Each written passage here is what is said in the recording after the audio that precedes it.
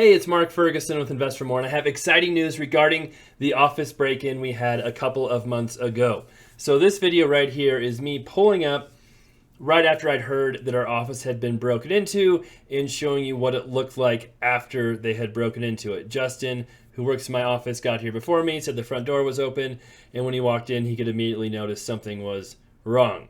And we have exciting news regarding who did it and if they have been caught or not.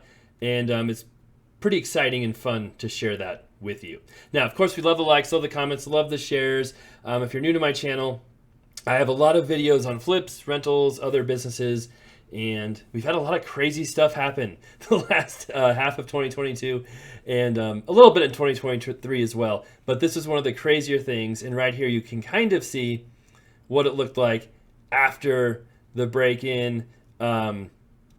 Stuff was thrown everywhere. Luckily, there wasn't a whole lot of damage done. Nothing was really broken except for a couple of desks. I had a lot of quarters from our laundry machines on my desk, and a lot of those were stolen, but there was still like a couple $100 of quarters they left just on the ground all over. So there was some good stuff. And then my desk looks slightly nicer than that when it's not being broken into, but not a ton nicer. But you can see what they ended up stealing. They got my camera bag with my camera in it, microphone, some SD cards, stuff like that. Luckily, I'd been using my phone for videos for like a month. I got a new phone. You can see they broke the desk drawer there. So I didn't need my camera anymore, but it's still annoying. They stole it. Stole quarters, stole checks. They stole some other random stuff.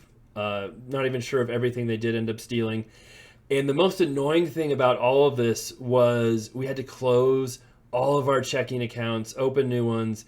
And with my rental properties and different stuff I have, that was like 30 or 40 accounts, something crazy. Luckily, I have a bookkeeper. Luckily, I have help with all that. And I didn't have to do all that myself, but still a little bit frustrating. And luckily, I did not hurt my cars because I have 4 cars in our office garage that's attached to this office. And I did hear later that, I don't know if I should be saying all of this, but they knew they were there and luckily did not take them or try to do any damage to them. But you can see they didn't, why you break into a real estate office, I don't know. Because we don't have a whole lot of money. Maybe we'll have a little bit of cash from tenants, but hardly ever. We try not to take cash from tenants. And if we do get it, we deposit it right away. So we don't try and keep any money. We don't keep any personal information in the office. And it was just kind of weird why they were targeting us, because it was not, I shouldn't say targeting us, but targeting real estate offices, because it was not me that was targeted. A lot of people thought it's because I had my quarters here and different stuff. And luckily I'd actually gotten rid of a lot of my quarters before that happened. But they broke into at least 4 other real estate offices, broke into laundromats, broke into other businesses. At least we assume it was the same people. We don't know for sure.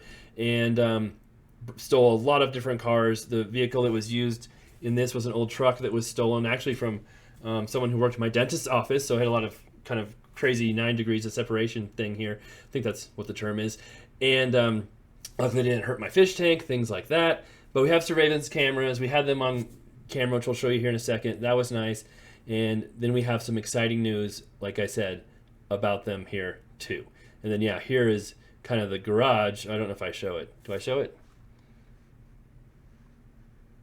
Oh, maybe I don't. Oh yeah, I do. Here's that door right there is the office garage. And luckily, they did not do anything with the cars. But yes, I do have those keys hidden away. They're not just in the cars. And I haven't exactly kept the batteries charged on some of them this winter, because usually I drive them all winter long. And this winter's been very, very snowy, so I haven't been able to do that. But the Lamborghinis, some of the other cars are plugged in and charged up, but some of those aren't. All right, so here's some of the video surveillance of the break-in. You can see the person right there. We were confused for a while if it was a woman, if it was a male. We assumed it was a wig, but we know it was a male, and there was other people, multiple people involved. There's another male in the office. I think they broke into the property at least 3 different times. So obviously we should have an alarm, better system than just surveillance, which we're working on right now. But they broke in on a Saturday night, Sunday afternoon, and then Sunday night too.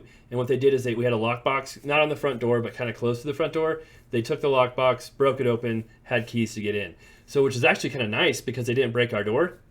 I think everywhere else they broke into, it sounds like, or whoever broke into those offices, they used a crowbar, did damage to the door. Commercial doors can be very expensive. So on that front, I guess that we were lucky there too, that we didn't have more damage done. Now, there was also a getaway driver and another person kind of in the office. But this person right here, we believe, is the main person who was doing all of it and who kind of, we think, was kind of responsible for most of everything that happened. I'm trying to see if I have the truck on this video. Here we go. So I also posted the full video surveillance, like an hour and a half of surveillance of them in the office doing stuff. I spent a lot of time shortening that. It wasn't just nothing happening, but just trying to show the action. And this was the night they broke in, and you can see the vehicle they used. This was the person who worked in my dentist's office, their father-in-law or father's truck, I believe, kind of random. And they ended up finding this abandoned later on, but they stole multiple other vehicles from what we heard. And there you can see the truck, and later on they spray painted like the back of the truck a different color, which was really silly because it made it much more distinguishable from just a white, I think it's an F-250. There you can see the person again walking up, and yeah, just quite a crazy situation. But now we can get to some of the good news.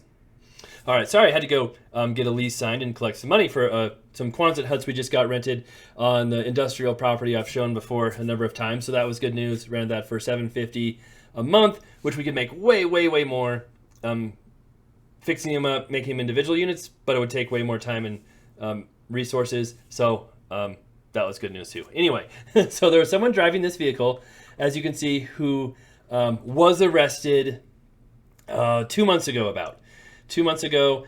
And after that happened, this whole process, the police came. There's been a couple different contacts there. One officer has just been really amazing, just super helpful to me, texts me back and forth, answers any questions I have.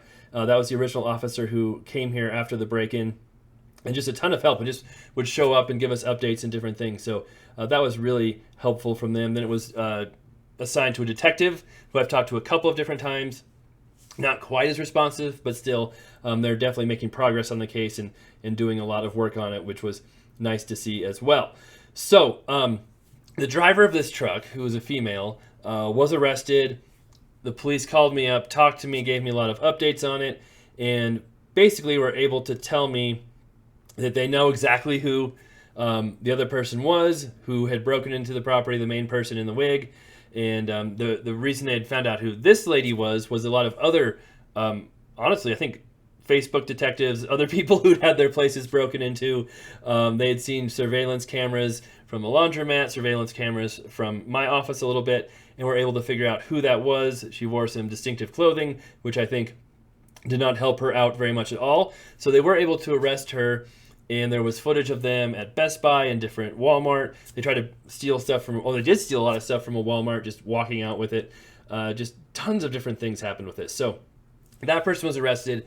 And after that arrest, I won't give all the details, but the police told me, due to details given from that person arrested and different things, they were pretty sure who broke into my office, who was wearing the wig. We were able to give me that information, that name of who that was. They're just trying to find them and build the case. And so they told me over and over again to be patient, don't say too much online or social media, things like that. And they were working on it. So I haven't heard anything since then. I have not heard a thing, except for another office was broken into like 2 weeks ago. My old office, which was where I worked before I started my office here, Blue Steel Real Estate. Oh, there's... Okay, sorry, I'm real discombobulated now because I had to sign a lease. And then I started again, and then my guys are over here trying to get some ice out of the way of the dumpster because the dumpster is frozen into place. And while they're doing that, they come in and say, hey, some guys just towed a car into your parking lot and left it. We told them they can't park it there, it'll get towed. They didn't seem to care. And then while I was out there, they drove off real fast and parked in the apartments behind us. So I don't know why my parking lot is such an attractant to things like this. When I first bought the property, there were like 4 or 5 abandoned cars over here. There's a dance studio over here that we use this parking lot all the time. We've had campers left here. We've had other cars left here. Like just 2 weeks ago, some guy towed his car and left it here. And he got it out of there, but it's just been kind of crazy. So anyway, now I'll try and get back on track with what I was talking about here. Okay, there's the surveillance and the people coming out. So they knew who one of the driver was, basically from surveillance cameras and a laundromat that was broken into, some other places, my cameras, and distinguishing clothing they're wearing. Found them out. The police kind of knew who they were. They got arrested, and apparently, according to what they said, they were able to positively identify who the main person was, a gentleman, and they've been looking for him for a while. They've told me not to say too much about the case, different things. They said stuff about my office, which she did, which was not public, would not be known unless she was actually in here and part of the break-in, so that's one reason they knew they could believe her. And so we haven't heard anything from the police since that happened. It's been at least a month or so. And then my wife texted me because we check the arrest records for Weld County all the time to see if he's been arrested yet. And the police department posted on Facebook that they arrested the person they were looking for. And we saw the arrest record on the Weld County Sheriff's site as well. So both the people, the main people, the driver and the person who stole most of the stuff, have been arrested. There's a third person who I'm not sure who that was, who was in the office. We didn't really see them steal anything, do much. But I'm not sure if they know who that is or not. I think they said they know who it is. They've been arrested. So here's what that looks like. Yeah, so just going to the Greeley Police Department page, and here is their post with all the information about it. And basically what happens, the Colorado Auto Theft Prevention Authority was doing all kinds of sting operations. If you didn't see my video on Colorado crime, Colorado leads the nation in stolen cars. It has for 3 years in a row. We're second in the nation for property crimes. It's been pretty crazy around here, even though we used to be one of the safest states in the entire country. That has changed drastically the last few years. But they arrested some people in Greeley, where I'm at, Colorado, and you can see kind of this person was arrested. This person was arrested a little while ago. Murder in the first degree was one of the counts for that. And as part of this, let me see. All right. Additionally, information was obtained during the operation referenced wanted fugitive out of Greeley. With the assistance of the Parole Fugitive Apprehension Team and CMAT, Colorado Metropolitan Auto Theft Team, the fugitive, later identified as Gilbert Montalongo, was located at a residence in Denver. A search warrant was obtained for the residence and executed by the Denver Metro SWAT Team. The suspect was taken into custody and booked on multiple warrants. Gilbert Montalongo, 36. Second-degree burglary times 5, aggravated motor vehicle theft times 5, criminal mischief times 8, and possession of a financial device, aggravated motor vehicle theft, and criminal mischief. There you go. That's what we believe was the person in my video wearing the red wig. And they have been arrested on multiple counts. And then if we go to the Weld County Sheriff, we can see, I've looked at a lot of arrest reports recently for different things. It's a lot of times you'll see bail set at $0 or $500, $1,000, maybe $10,000. His bail is being set at theft, $40,000, aggravated motor vehicle theft, $40,000, criminal mischief, $40,000, criminal mischief, $350,000, criminal mischief, $350,000, criminal mischief, $350,000. Aggravated motor vehicle theft, $350,000. Possession of a financial device, $350,000. Criminal mischief, $350,000. Burglary, $350,000. Burglary, $350,000. Interstate shipment, $350,000.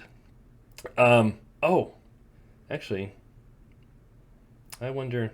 I don't know for sure. I won't say anything about that. But this is more than it was last time I looked yesterday, actually. They had like three $350,000 ones. Now there's 1, 2, 3, 4, 5, 6, 7, 8, 9. I need my calculator for that. Over $3 million in bail. So they are taking this very seriously. It'll be interesting to see how this progresses. But as we can now see, the main person behind my office break-in, lots of other offices, has been arrested, who we think was behind it. I don't know for sure. I'm not the police, not a jury, not a prosecutor, anything like that. And then I also had other agents, people in the area texting me, and we were telling them about this, and they had heard about it too. So word is getting around very quickly. I'm not releasing any information that the police department has not released either. So pretty cool. I know I did some polls and some different things, and a lot of people didn't think we'd ever figure out who they were. A lot of people didn't think they'd ever be arrested if we found out who they were.